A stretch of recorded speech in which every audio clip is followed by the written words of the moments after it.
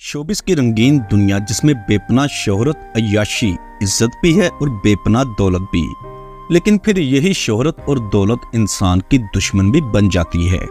आसान जराए से आने वाला पैसा इंसान के लिए वबाले जान बन जाता है। आपके अपने दुश्मन हो जाते हैं या आप गैर अहम चीजों की वजह से खुद पर जुल्म कर बैठते हैं।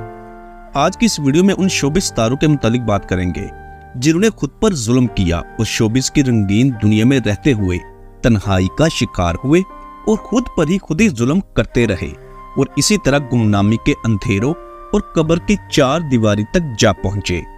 जब इंसान को छोटी सी उम्र में सब कुछ मिल जाए तो उसकी तमाम ख्वाहिशात, जिसमें घर, गाड़ी और दीगर जरूरियातें जिंदगी की हर आसाइश मौजूद हो, तो जब उसको तमाम चीजें छोटी सी उम्र में मिल जाती हैं तो फिर वो सोचता है कि व्हाट इज नेक्स्ट, और यही चीज उसे कमजोर कर देती है। इसी के साथ साथ खूब से खूब तर की तलाश भी इंसान को ज़हनी मसाइल का शिकार बना देती है। पाकिस्तानी फिल्म, टीवी, मॉडलिंग और स्टेज इंडस्ट्री की नामवर अदाकारा लैला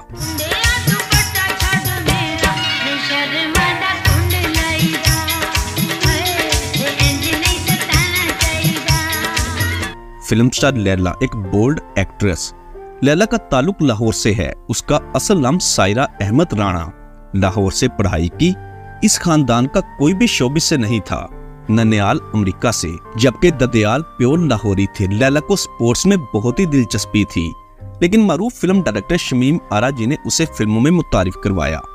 1996 की फिल्म दराजू बन गया जेंटलमैन से फिल्मी सफर का आगाज किया। इस फिल्म में मीरा भी थी और यहीं से मीरा और लैला की दोस्ती का आगाज हुआ।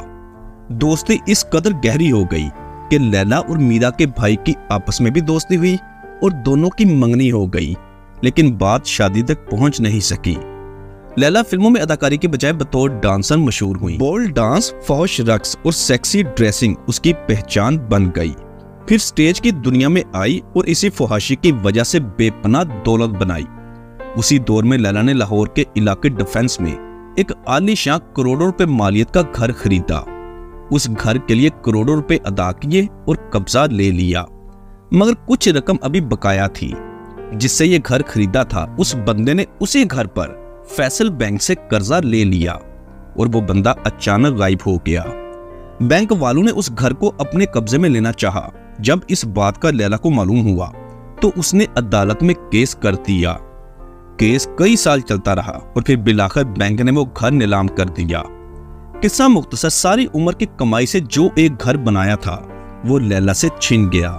लैला ने बहुत शोर मचाया। बीच सड़क में खुद पर तेल छिड़ककर आग लगाने की कोशिश भी की। मीडिया को बताया, हर किस्म की कोशिश की गई, लेकिन बज़ाहिर कुछ नहीं बना, जिस वजह से लैला ज़हनी मसाइल का शिकार हुई और एक लंबा अरसा हॉस्पिटल में ज़ेरे इलाज रही।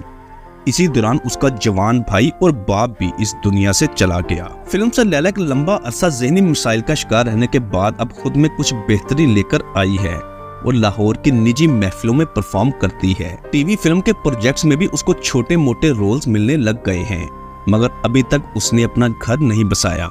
नंबर 2, पाकिस्तानी फिल्म, टीवी और थिएटर की नामवर अदाकारा रूही बानो। एक हफ्ते में आज क्या वार है? जुम्मा है। ठीक है जी। ठीक, अगले जुम्मे को मैं आके खुद आपसे मिल लूंगा बाप। अच्छा जी, ठीक है। अच्छा जी, अस्सलाम वालेकुम। रूही बानो पाकिस्तानी शोबिज़ इंडस्ट्री का बहुत बड़ा नाम था, लेकिन रूही बानो की जिंदगी में ऐसे वाकयात पेश आए जिसने उसे हमेशा के लिए तनहा कर दिया। रूही बानो, जो कि हिंदुस्तान के मारूफ तबला मास्टर अल्लाह रखी की बेटी थी, जो पैदा कराची में हुई और साइकोलॉजी में मास्टर्स किया। हसीना मोइन आपा के ड्रामा सीरियल ज़ेर ज़बर पेश से करियर की शुरुआत की। ड्रामा सीरियल करण कहानी, जर्द गुलाब और दरवाजा जैसे मशहूर टीवी सीरियल्स में खुद को मनवाया। 2005 में रूही बानो अपनी वालदा से मिलने लाहौर, कराची, क्रिफ्टन गईं और जब वालदा से मिलकर वापस आईं तो मालूम हुआ कि उसकी वालदा की अचानक तबीयत खराब हुई और वफात हो गई। इस बात का रूही बानो ने बहुत ही गम लिया, जिस वजह से बीमार हो गई। और फिर उसी साल एक ऐसा हादसा पेश आया जिसने उसे हमेशा के लिए ज़हनी माजूर बना दिया। वो हादसा था रूही बानो के अकलौते बेटे का कत्ल। रूही बानो के बेटे को नामालूम अफराद ने ईद के तीसरे रोज कत्ल कर दिया। बेटे की अचानक मौत से रूही बानो ज़हनी तवाज़ुन खो बैठी। अपना आप भुलाकर मंजर आम से गायब हो गई। घर बार छोड़ा और लाहौर की सड़कों पर बेयारो मददगार फिरती रहीं। तकरीबन 7 साल लाहौर की सड़कों पर फकीरों और पागलों की तरह धक्के खाए। इसी दौरान किसी को मालूम न हो सका कि रूही बानो कहाँ हैं और कैसी हैं। फिर जब रूही बानो की तस्वीर सोशल मीडिया और अखबारों पर छपी तो मीडिया हरकत में आया, उसका इलाज शुरू करवाया, लेकिन कोई बेहतरी ना आ सकी। इसी हालत में 2019 में टर्की में अपने खालके हकीकी से जा मिली और यूं माजी की लेजेंड फनकारा की जिंदगी का इख्तिताम हो गया। नंबर 3, पाकिस्तान टीवी, फिल्म और म्यूजिक इंडस्ट्री का नामवर चेहरा नुमान जावेद, जो कि म्यूजिशियन, कंपोजर और सिंगर हैं, जिसने मुतअद्दिद इंडियन फिल्मों के गीत कंपोज किए, जिनमें फिल्म जशन और यमला पगला दीवाना फिल्में शामिल हैं। नुमान जावेद 1982 को लाहौर में पैदा हुआ। 2009 में म्यूजिक इंडस्ट्री में कदम रखा।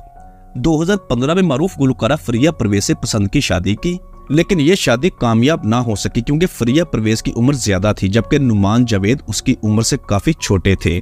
दोनों के दरमियान जब इख्तलाफात पैदा हुए तो फरिया परवेज ने अदालत में खुला के लिए दावा कर दिया, जिस पर उसका कहना था कि हमारा जो निकाह हुआ है वो अभी तक रजिस्टर्ड नहीं हुआ, तो फरिया कैसे अदालत से खुला का तकाजा कर सकती हैं।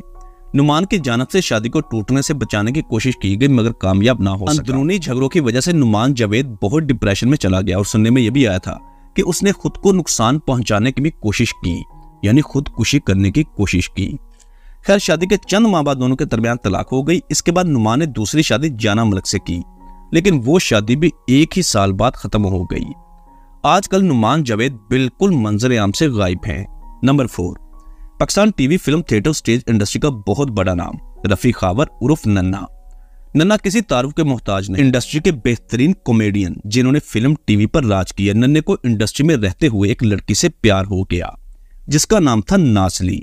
वो लड़की एक आम सी लड़की थी, मगर नन्ने का दिल आया और फिर वही लड़की इंडस्ट्री की अहम एक्ट्रेस बन गई क्योंकि नन्ना उसको अपने साथ हर फिल्म में कास्ट करवाया करते थे। नन्ना ने नाजली को खूब प्यार किया, जबकि नाजली ने नन्ने को खूब इस्तेमाल किया। नन्ना शादीशुदा था मगर इस चीज की भी परवाह नहीं की क्योंकि दौलत थी और शोहरत थी, अपना घर और बच्चों को भी इग्नोर किया। नाजली जब इंडस्ट्री में अपना नाम पैदा कर चुकी और नन्ने का डाउनफॉल शुरू हुआ तो नाजली ने नन्ने से आंखें फेरना शुरू कर दी, जिस वजह से वो ज़हनी मसाइल का शिकार हो गया क्योंकि दौलत आना भी बंद हो गई थी, सेविंग भी नहीं, क्योंकि जैसे पैसा आता था नन्ना वैसे ही उड़ा देता था। मुआशी और ज़हनी मसाइल से तंग आकर नन्ने ने खुद की जिंदगी का खात्मा करने का फैसला किया। अपने घर पर कमरे में खुद को बंद करके गोली मार दी। साथ ये नोट भी लिख दिया कि वो अपनी जिंदगी का खात्मा अपनी मर्जी से कर रहा है, इसका इल्जाम किसी पर भी ना लगाया जाए। इसी तरह इंडस्ट्री के एक और नामवर और गुमनाम फिल्मी हीरोइन निरमा, जो इस वक्त मंजर-ए-आम से गायब हैं। कहा जाता है कि उसके भाइयों ने उसके साथ धोखा किया और उसकी प्रॉपर्टी अपने नाम करवा ली क्योंकि उसने अपनी कमाई से जो जायदाद बनाई थी वो अपनी वालदा के नाम करवाई थी।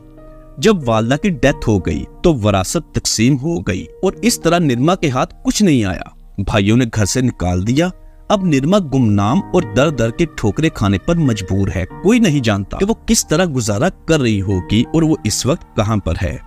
दोस्तों, हमारे साथ जुड़े रहने के लिए हमारा चैनल सब्सक्राइब और साथ दिए गए बेल ऑप्शन को प्रेस करना मत भूलिएगा।